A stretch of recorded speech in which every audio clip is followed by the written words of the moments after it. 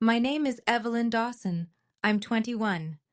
Last Christmas Eve at 11:14 p.m., I was standing barefoot in 6 inches of snow, locked outside my own house at negative 12 degrees, because I asked my father why I didn't get a present. Inside, 30 guests laughed and clinked champagne glasses. The Christmas tree blinked red and gold through the frosted window. My father poured himself a second glass. My stepmother sliced into a 3-layer cake. My stepsister looked right at me through the glass, waved with her fingertips, and pulled the curtain shut. I thought that was the worst moment of my life. I was wrong. Because right when my toes went completely numb, a black limousine rolled to a stop at the curb, and the woman who stepped out was someone my father had spent 12 years convincing me didn't care whether I lived or died. But here's what he didn't know. She didn't come empty-handed. And after that night, he would never again tell anyone that this house was his. Before I go on, if stories about standing up for yourself mean something to you, please hit like and subscribe. And tell me in the comments, where are you watching from right now, and what time is it there? Now, let me take you back 12 years, to the day my mother was buried, and the day my father started building the cage I'd live in until last Christmas. I'm 9 years old. The sky is iron gray, the kind of gray that doesn't promise rain. Just nothing. My mother's casket is mahogany. I know because my grandmother told me. Your mama picked mahogany once for a bookshelf, she whispered, holding my hand so tight I felt her pulse. She had good taste, your mama. My grandmother's name is Vivian Hartwell. She smells like jasmine and old paper. At the cemetery, she's the only person touching me. My father stands 6 feet away, hands in his coat pockets, jaw locked. He hasn't cried once, not at the hospital, not at the viewing, not now. After the last guest leaves, Vivian kneels in front of me. Her eyes are swollen. She cups my face and says 5 words I will carry for 12 years without understanding them. I will always find you, little star. Then my father steps between us. You need to go, Vivian. Richard, she's my granddaughter. Your daughter is dead because you pushed her too hard. You're not welcome here anymore. I don't understand what he means. My mother died of a brain aneurysm. Nobody pushed anything. But I'm 9 years old, and my father is the tallest person in the room, and when he speaks, people stop. Vivian looks at me over his shoulder. Her lips move, but no sound comes out. Then she turns and walks to her car. I watch it disappear around the corner. Within a month, we move. New town, new number. My father throws out the address book from my mother's desk drawer. It's just us now, he says at dinner. That's all we need. I believe him. I have no reason not to. Not yet. 2 years pass. I'm 11. My father brings home Brenda Morris on a Tuesday. She has honey blonde hair, a smile that shows all her teeth, and a daughter named Kelsey who is 2 years older than me. This is going to be wonderful, Brenda says, squeezing my shoulders. Her nails are acrylic. They dig in. Within a week, Kelsey moves into my bedroom, the one upstairs with the window seat my mother built. I'm relocated to the basement. There's a cot, a lamp, and a water stain on the ceiling shaped like a fist. Kelsey needs sunlight for her skin condition, Brenda explains. Kelsey doesn't have a skin condition. She has a tan from soccer camp. I learned the rules fast. I cook breakfast before school. I clean the kitchen after dinner. I fold laundry on Sundays. Kelsey picks outfits. Kelsey picks TV shows. Kelsey picks where we eat when we go out, which isn't often. And when we do, I sit at the end of the booth. Evelyn likes helping, Brenda tells guests. She's such a little worker bee. One evening, I say to my father, I have homework. Can Kelsey do dishes tonight? Brenda's eyes fill instantly. She presses a hand to her chest. I try so hard, Richard, and she still resents me. My father turns to me. His voice is low and final. Apologize. Now. I apologize. I always apologize. Here's the thing I won't learn for another 10 years. Every single year, every birthday, every Christmas, a package arrives at our old address, then gets forwarded. A gift, a card, from my grandmother. My father signs the return to sender slip before I even know it exists. Every year, for 12 years. But I'll get to that. I'm 18. I open a letter at the kitchen table and my hands shake. Full scholarship, nursing program, 4-year university, 80 miles east. I show my father. He doesn't look up from his laptop. Nurses clean up other people's messes, he says, just like you do here. That same month, Kelsey drops out of community college mid-semester. My father pays off her tuition balance, her credit card, and buys her a used Audi. She's finding herself, Brenda says, stroking Kelsey's hair. I find myself 2 part-time jobs, one at a diner, one at a campus bookstore, and I pay for my own textbooks with quarters and crumpled fives. I don't complain. I'm out of the basement 5 days a week now. That's enough. Then one November night, junior year, I'm home for Thanksgiving. Everyone's asleep. I go to the basement to grab a blanket, and behind the water heater, I find a box. Old cardboard. My mother's handwriting on the side. Margaret. Personal. Inside, a silk scarf, a half-used perfume bottle, still faintly sweet, and a photograph. 2 women at a party. My mother, young, laughing, and beside her, an older woman in a navy dress, arm around my mother's waist. On the back, in blue ink, Margaret and Mom, Vivian's 60th birthday. Vivian. The name lands like a stone in still water. My father told me my grandmother died years ago. Heart attack, before you were born. But this woman looks healthy, joyful. And the party looks recent. Digital timestamp in the corner. 2001. 2 years before I was born. I almost typed the name into my phone that night, Vivian Hartwell. But my father checks my browser history every Sunday. I put the photo back. I close the box. I wait.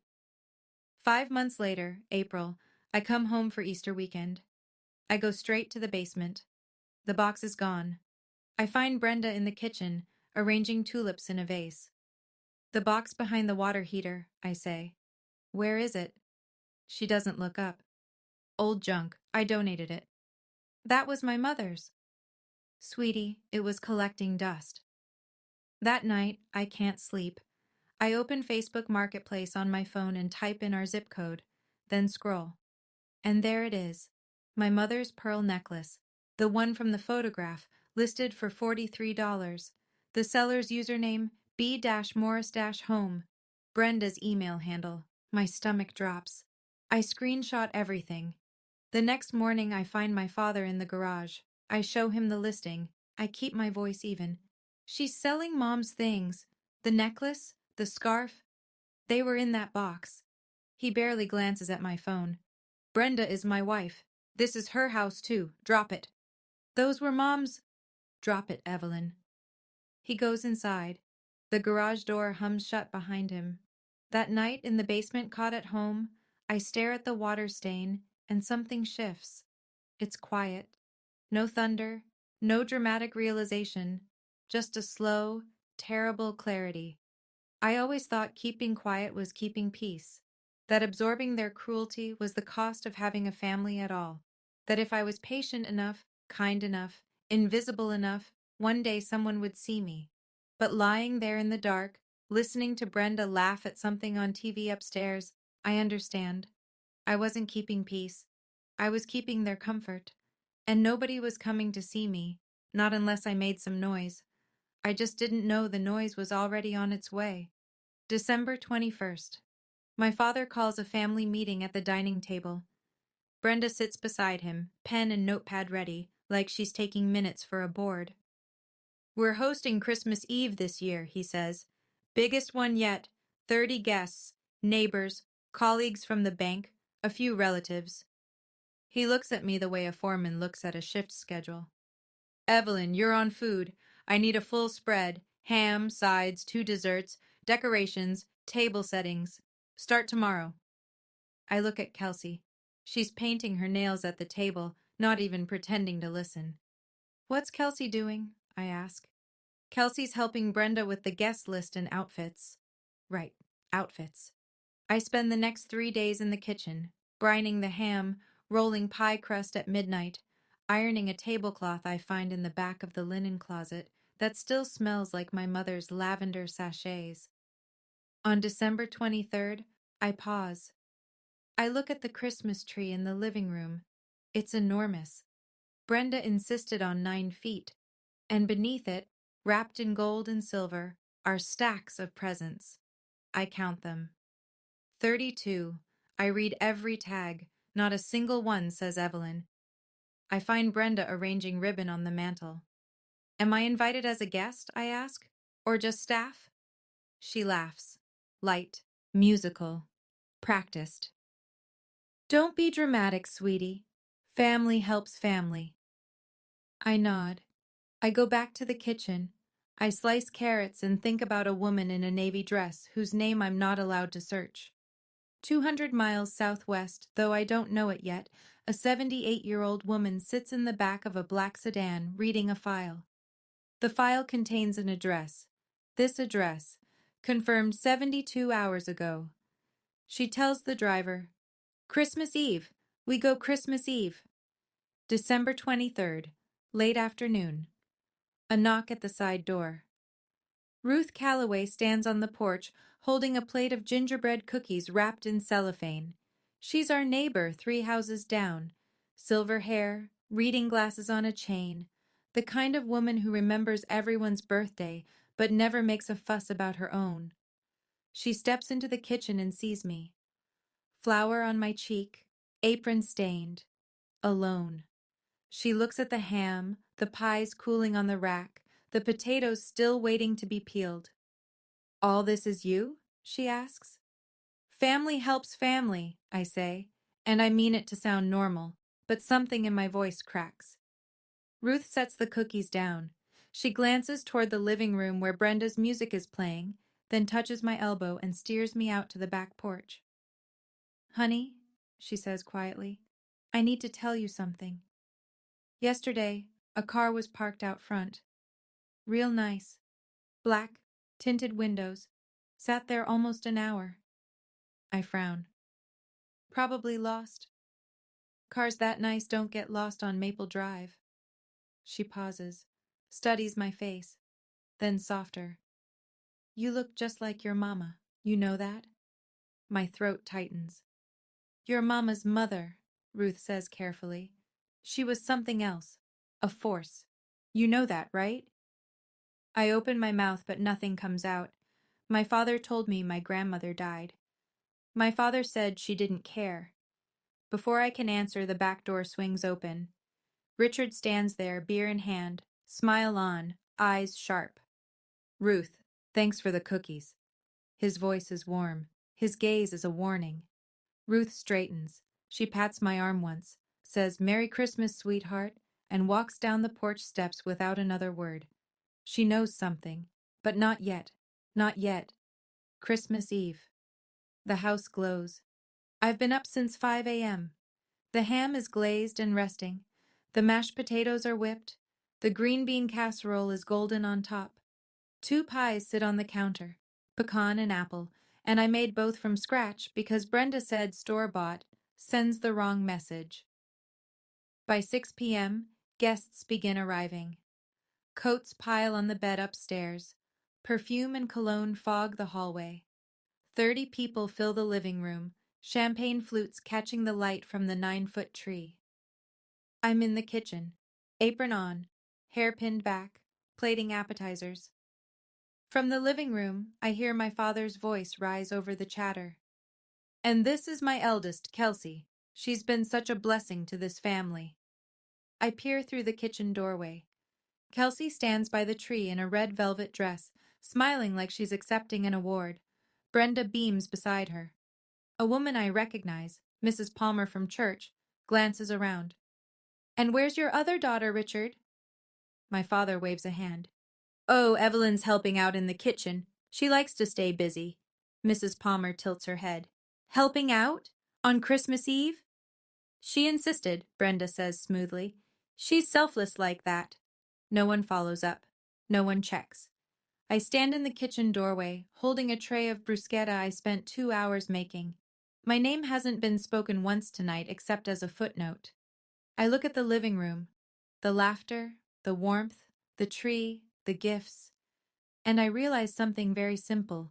I'm not part of this family. I'm the machine that keeps it running. I set the tray down. I untie my apron. I put on the one nice sweater I own. Navy blue, cable knit, the only thing in my closet that isn't stained. I walk into the living room. I sit at the end of the dining table. There's no place card for me, so I pull up a folding chair between two of my father's colleagues from the bank. One of them, a man named Gary, nods politely. The other doesn't notice I'm there. The table is beautiful. I know because I said it. The cloth napkins, the candles, the centerpiece I made from pine branches and cinnamon sticks at 1 a.m. I eat in silence for 10 minutes. Then Kelsey opens the first gift. Then another. Then Brenda opens one. Then a neighbor couple exchanges small boxes. The pile under the tree shrinks. Name after name called. Laughter. Thank yous. Wrapping paper crinkling. I sit still, waiting. The pile gets smaller. My name never comes. Finally, when the last ribbon is pulled, I speak. I don't shout. I don't whine. I keep my voice at room temperature. Dad, is there one of those for me? The room doesn't go silent all at once. It goes silent in waves, conversation dying table by table, like candles blown out in sequence. Brenda reacts first. Her eyes go red instantly. Her lip quivers. Evelyn, this isn't the time. I'm just asking. My father sets down his glass. We talked about this. You're 21. Kelsey is 23, I say. She has 6. Nobody moves. I can hear the clock in the hallway. Brenda turns to Richard, tears streaming. Her hand finds his arm. It's a performance. I've seen it 100 times. She always does this, Brenda whispers. But the room is so quiet, everyone hears. What happens next takes 11 seconds.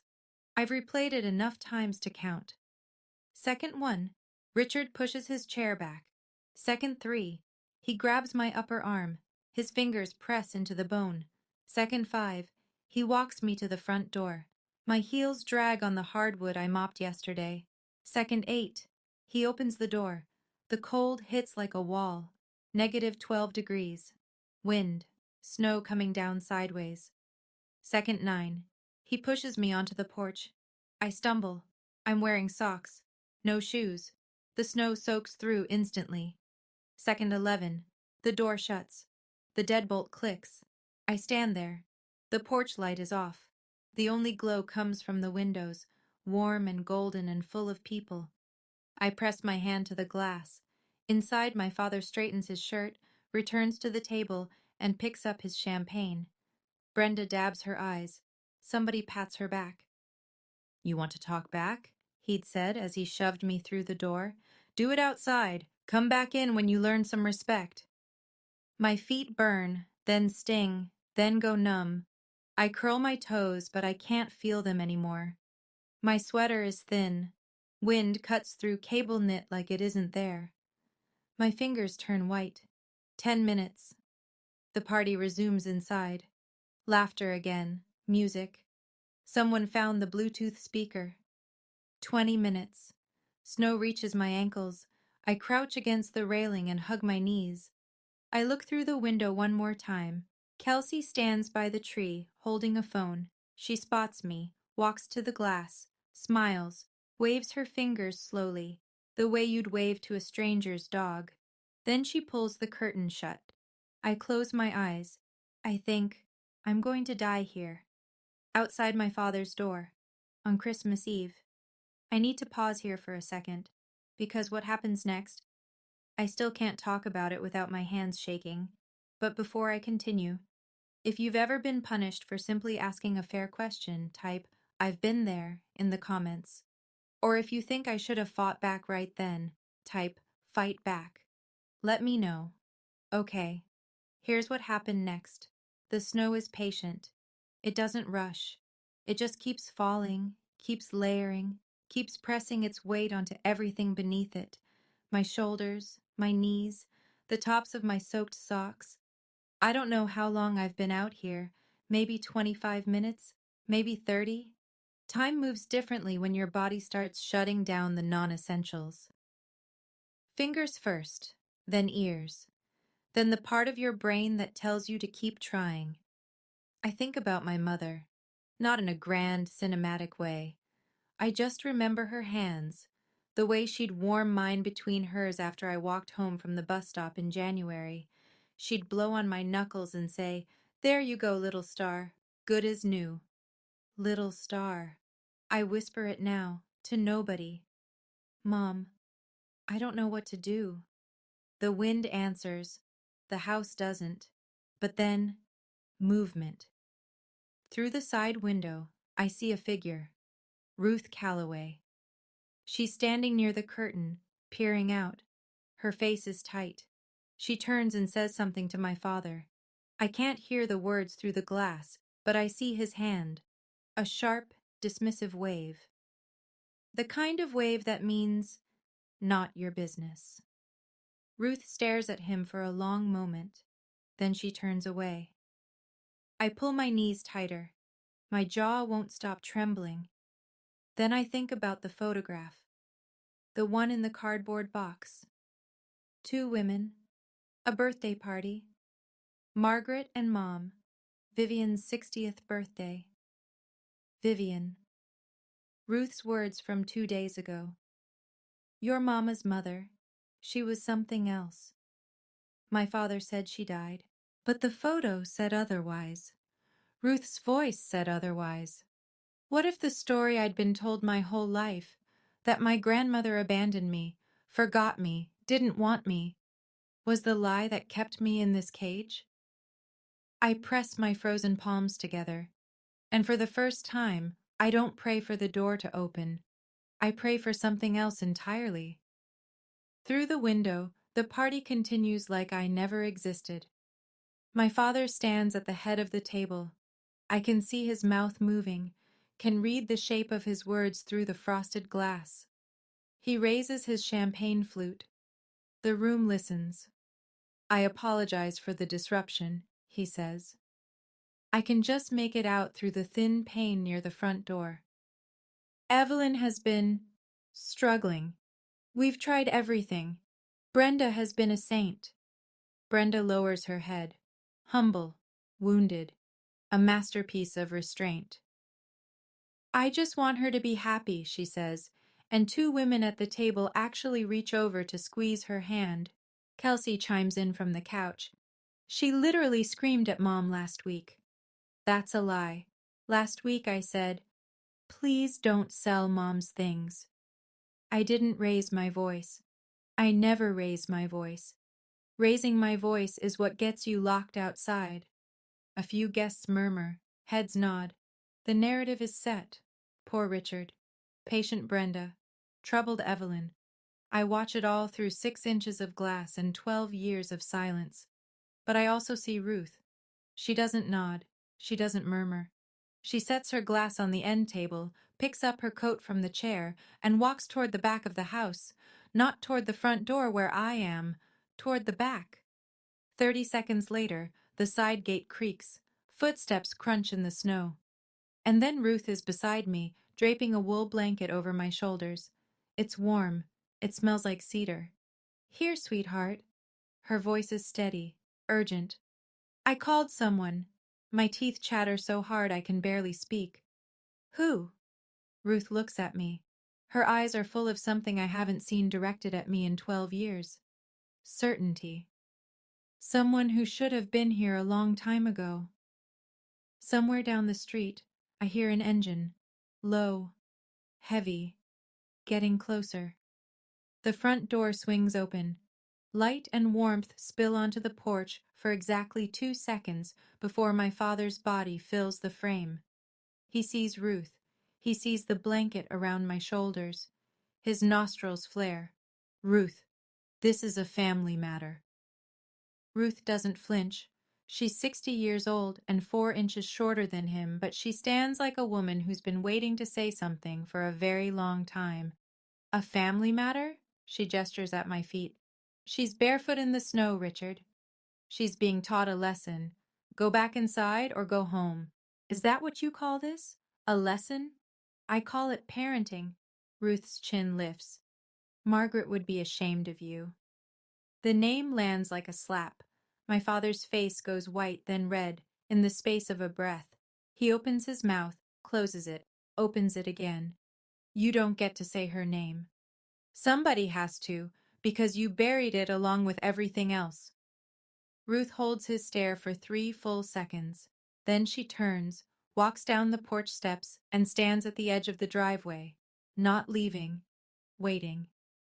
My father looks at me. I'm clutching the blanket around my shoulders. My lips are blue. He reaches down and yanks the blanket away. The cold crashes back in.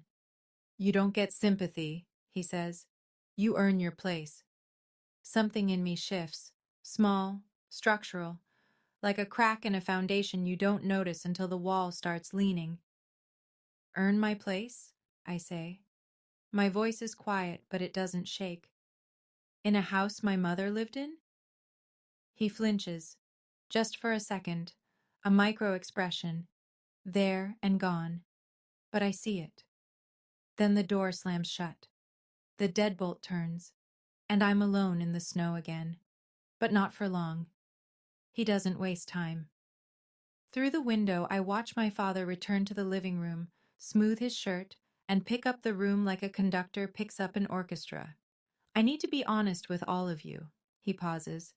The guests lean in. He has their attention. He always does. Richard Dawson, branch manager at First Heritage Bank, 3-time Rotary Club president, the man who hosts the best parties on Maple Drive. When he speaks, people listen. That's how control works.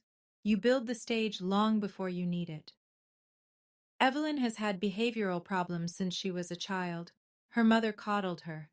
Brenda and I have tried our best, but tonight, you all saw, she can't control herself.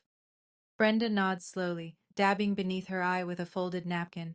We even offered to pay for therapy. She refused. That's a lie. Nobody ever offered me therapy. Nobody ever offered me anything except a cot in the basement and a list of chores. Kelsey curls her legs beneath her on the couch. She's been getting worse. Last week she was screaming. 3 lies in 30 seconds. A family record. A couple near the fireplace whispers to each other. Gary from the bank stares at his hands. Mrs. Palmer frowns, but says nothing. I stand outside in the snow, hearing all of it through the thin wall near the front door. Every word, every nod, every silence that means agreement. Tears run down my face, but they're half frozen before they reach my jaw. I want to scream. I want to pound on the glass and say, I cooked your food. I decorated your tree. I ironed your tablecloth. And you locked me out for asking a question. But I don't. I stand still. And I wait. Because down the road, headlights are turning onto Maple Drive, 11:14 p.m. I'll never forget the time, because Ruth checks her watch and whispers it from the edge of the driveway. 11:14. The headlights are wide and low. They sweep across the snow-covered lawns of Maple Drive like searchlights, turning the white ground pale gold. The engine is quiet, the expensive kind of quiet, and the car that emerges from the dark is long and black and polished to a mirror shine. A limousine, on Maple Drive, on Christmas Eve, in front of my father's house. It glides to the curb and stops. The engine idles. Snow drifts against its tires. Ruth walks to the car. She bends toward the rear window and nods at whoever's inside. The driver's door opens. A man in a dark coat steps out, circles to the rear passenger side, and opens the door. Another man emerges first. Middle-aged, gray overcoat, leather briefcase in his left hand. He looks at the house, then at me, then back at the car. Then a hand appears on the doorframe, thin, steady, a single gold ring on the 4th finger. A woman steps out. She's 78 years old, but she moves like someone who has never once waited for permission. White cashmere coat, silver hair pinned in a low knot, eyes sharp and dark and wet. She sees me. I'm crouching on the porch, socks soaked through, lips blue, sweater crusted with snow, shaking so hard my teeth click like a metronome. She stops walking. Her hand goes to her mouth. Her chest rises once, hard, like she's swallowing something jagged. Then she crosses the yard in 5 steps, unbuttons her coat, and drapes it over my shoulders. It's warm. It smells like jasmine. She cups my face in both hands. Her palms are soft and dry and burning warm. She says 2 words. Little star. I know her. Not from memory. From a photograph hidden behind a water heater in a basement.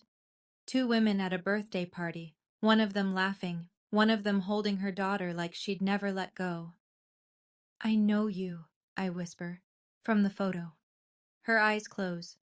When they open, they're red and fierce and full of something that has been building for 12 years. I know you too, little star. I've been looking for you. She pulls me into her arms. I'm frozen and shaking, and I smell like ham glaze and snow, and she holds me like none of that matters, like I'm the only warm thing in the world. Then she straightens. She looks at the house, the golden windows, the laughter inside, the 9-foot tree and the 30 guests, and the man who locked his daughter outside in the cold. She turns to the man with the briefcase. Douglas. He nods once, opens the briefcase. Vivian walks to the front door. She doesn't knock gently. She knocks 3 times. Firm, measured, final. The door opens. My father stands in the frame, champagne in his hand, smile half-formed. Then he sees her. The glass tilts. Champagne spills on his wrist.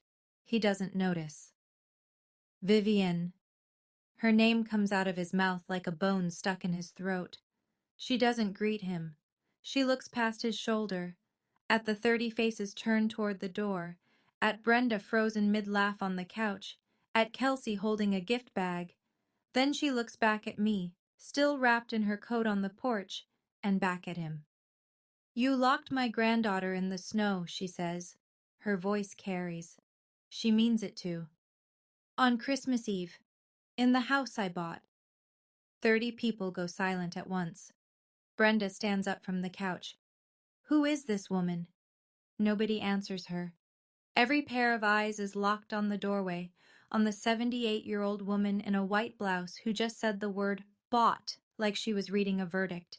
My father recovers first. He always does. Mother, this is a misunderstanding. I am not your mother. Vivian's voice is a scalpel, clean, precise. I am Margaret's mother, and this is not your house. Douglas Fenn steps inside. He moves with the practiced calm of a man who has delivered uncomfortable truths in far more hostile rooms than this. He opens the briefcase on the dining table, right next to the centerpiece I made, and removes a folder. This property, Vivian says, lifting a document for the room to see, 47 Maple Drive, was purchased by me, Vivian Hartwell, in 2003, as a wedding gift for my daughter Margaret.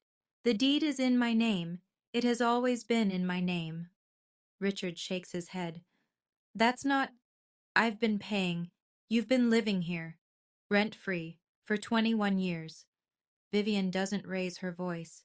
She lowers it, which is worse. Because I allowed it, for Margaret's sake, and then for Evelyn's. The room shifts. I can see it. The way people's postures change. The way Gary from the bank uncrosses his arms. The way Mrs. Palmer puts her hand over her mouth. Brenda's face cycles through 3 expressions in 2 seconds. Confusion, fury, calculation. Richard, what is she talking about? This is my house. I pay the bills, utilities, maintenance. Vivian, paying the electric bill does not make you the owner, Richard. Douglas sets the deed on the table, then a second document, then a third, then a thick stack of envelopes bound with a rubber band. 12 years of certified letters, he says mildly, all returned unopened. Vivian turns to me. I'm standing just inside the doorway now. Douglas guided me in. Out of the cold, please, miss, and draped a blanket from the car over my legs. My feet are on the warm hardwood. They sting coming back to life. Evelyn, Vivian's voice changes. The scalpel becomes a hand. Your grandfather and I wrote to you every birthday, every Christmas, cards, gifts, letters, for 12 years. The room holds its breath. I look at my father. Is that true? He doesn't answer. He's staring at the stack of envelopes on the table like they're a grenade with the pin pulled. Dad, did you send her letters back? She's manipulating you. His voice cracks at the seam, just like she manipulated your mother. That's a lie, Richard. Ruth Calloway. She's standing in the back doorway, coat on, arms crossed. I don't know when she came in, but she's here. Margaret loved her mother, Ruth says. More than anything, you were the one who cut Vivian off. I was there. I watched it happen. My father opens his mouth. Nothing comes out. 144 letters, Vivian says. She picks up the bundle and holds it where the light catches it. Every envelope is addressed in the same handwriting. Every one is stamped, "Return to sender." Not one reached her. A woman near the fireplace gasps. Gary from the bank pushes his chair back and stands, as though sitting at this table suddenly implicates him. Kelsey looks at Richard. Dad, what's going on? Brenda is already moving. She takes 2 quiet steps toward the staircase like a woman calculating the fastest route to the exit. My father stands in the middle of his own living room, surrounded by his guests, his decorations, his champagne, and he has nothing left to say. The cage is open. 144 letters. Can you imagine that? 12 years of birthday cards, Christmas gifts, handwritten notes, all intercepted, all sent back. If this story is hitting you somewhere deep, please share it with someone who needs to hear it today. And tell me in the comments, would you forgive Richard, or would you walk away forever? Let's keep going, because Vivian wasn't done. Vivian lets the silence do its work. She doesn't rush. She spent 12 years waiting. Another 30 seconds is nothing. Then she speaks, and she speaks to Richard the way you speak to someone who has already lost but doesn't know it yet. I gave you this house for Margaret. Margaret is gone. She pauses. And you used it as a cage for her daughter. Richard's jaw works. His fists clench at his sides. But there's nowhere to swing.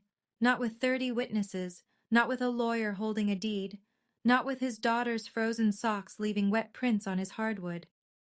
Effective January 15th, Vivian says, I am reclaiming this property. You have 3 weeks to vacate. You can't do that. Douglas doesn't look up from the folder. She can. She's the legal owner. You have no lease, no contract, no claim. I'll file the formal notice tomorrow morning. Richard turns in a slow circle, scanning the room for an ally.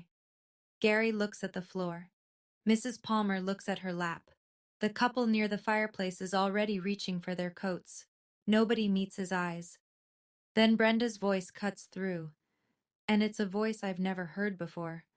Not the soft, wounded tremor she uses on Richard. Something harder, colder, real.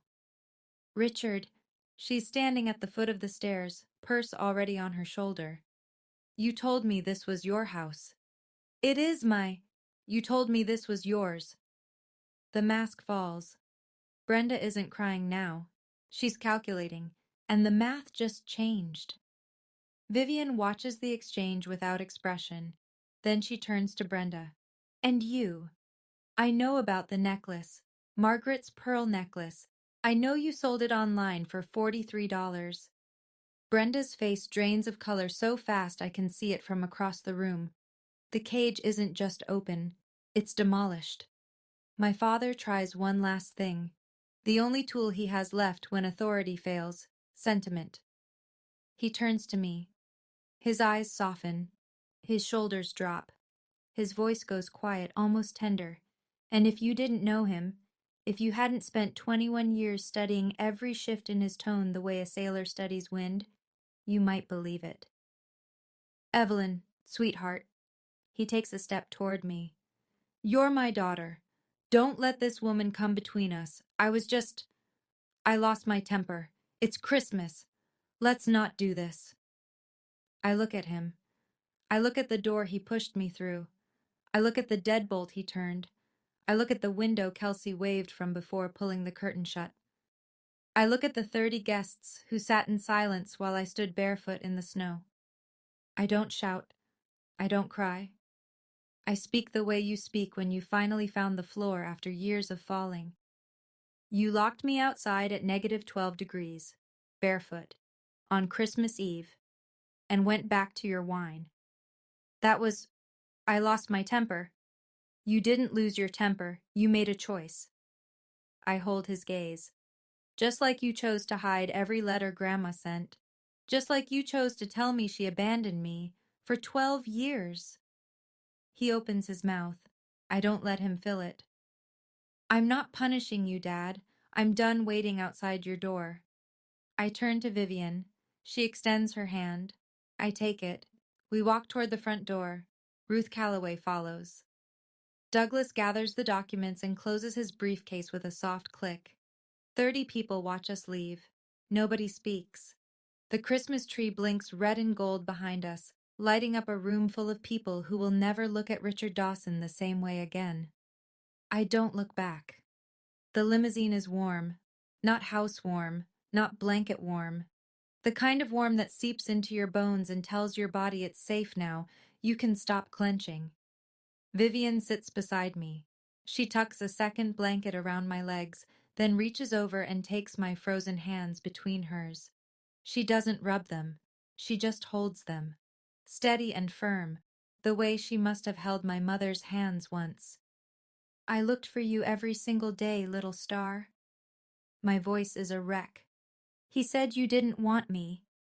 I wanted you so much I hired 3 investigators. The first 2 hit dead ends. Your father moved twice, changed phone numbers, used Brenda's name on every bill. She squeezes my hands.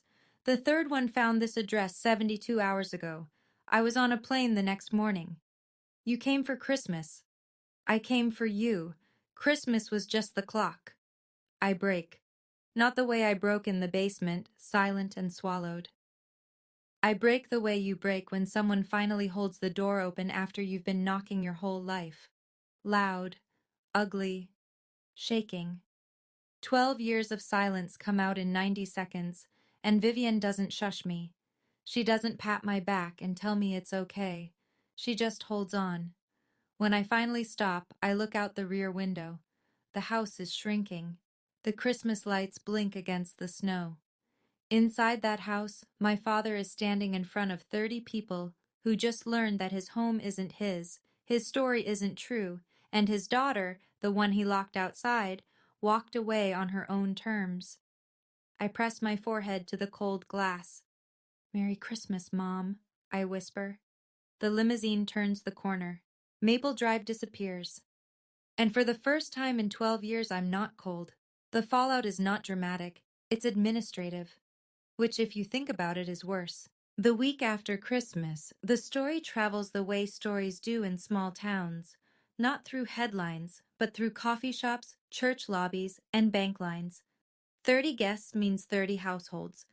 30 households means 100 conversations before New Year's. I learned the details later, mostly from Ruth. December 28th. Brenda packs 2 suitcases and leaves with Kelsey while Richard is at work. She doesn't file for divorce. She doesn't leave a note. She just goes. When the foundation you built your life on turns out to belong to someone else, there's nothing left to argue about. January 2nd. Richard returns to the bank after the holiday break. His manager calls him into the office within the hour. Richard, some clients have raised concerns.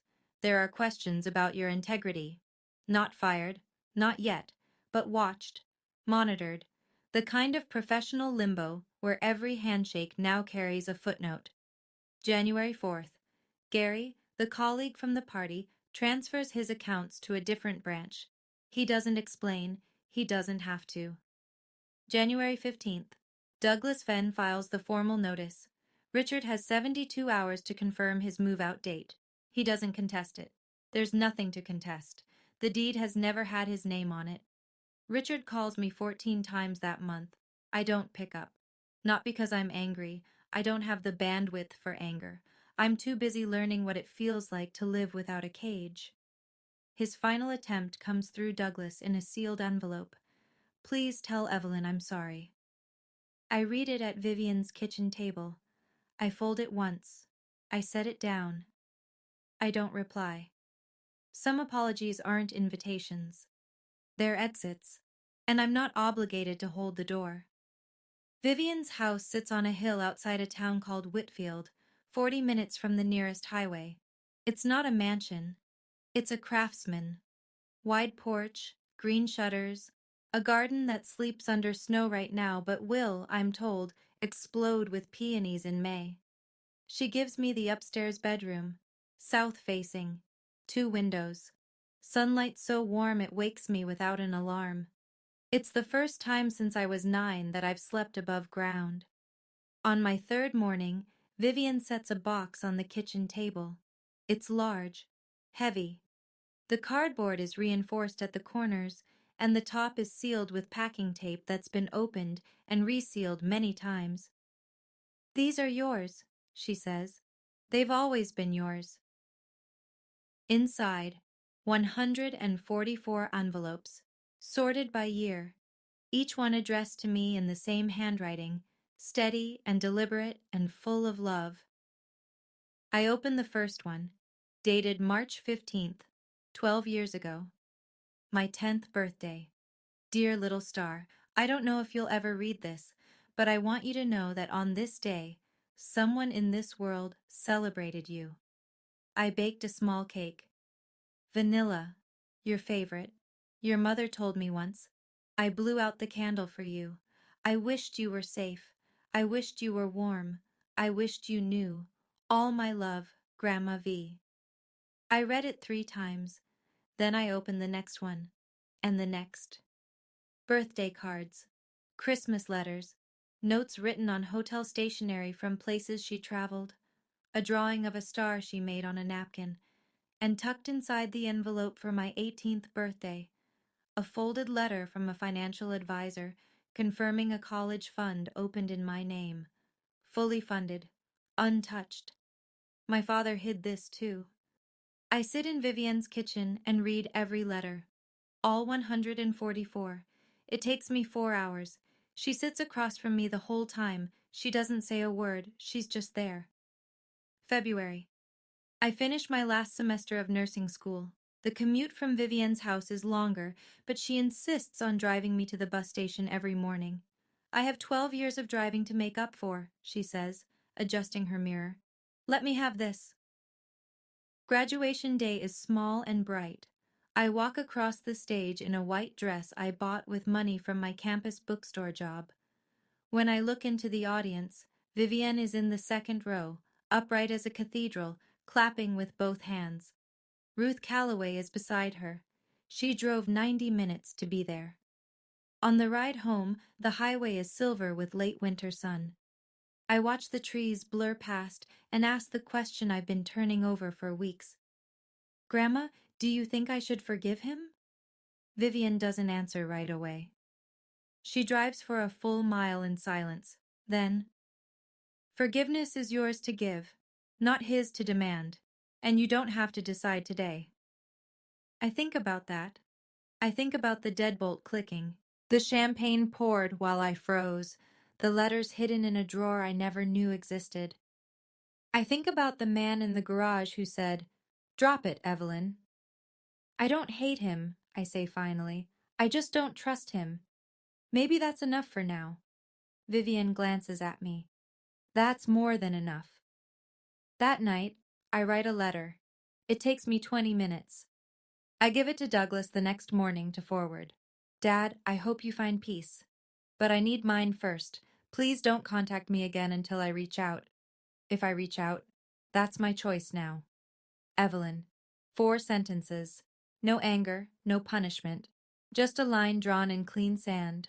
Some doors close quietly. That doesn't make them any less shut.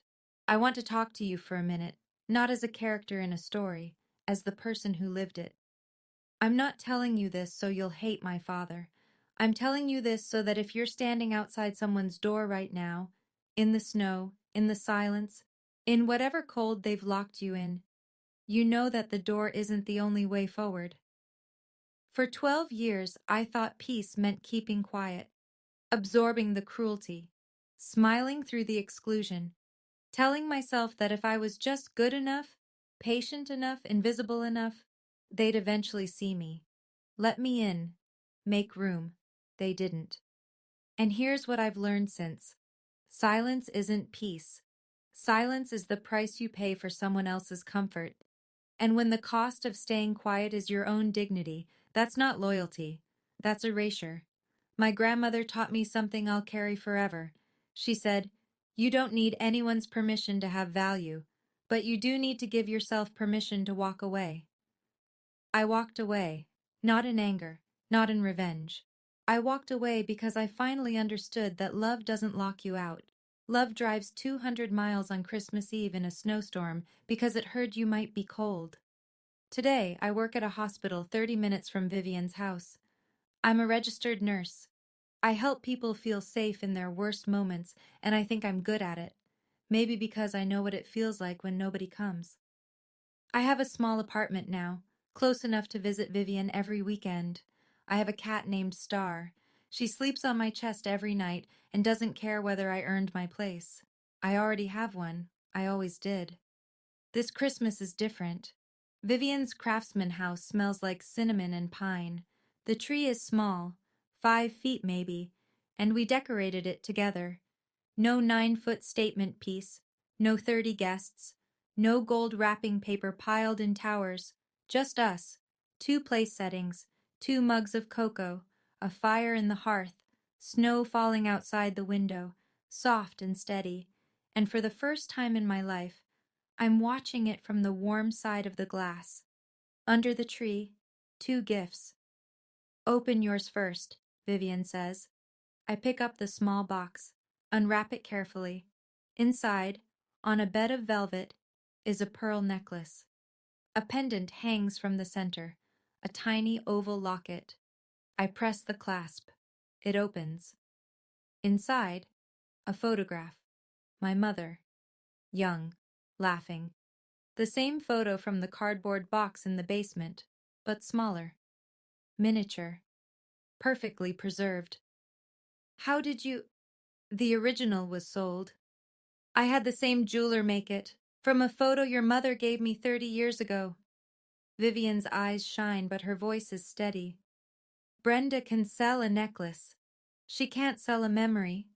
I fasten it around my neck.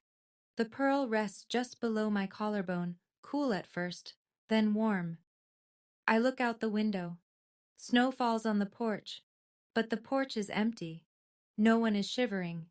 No one is locked out. No one is watching happiness through a window, wondering why it never includes them.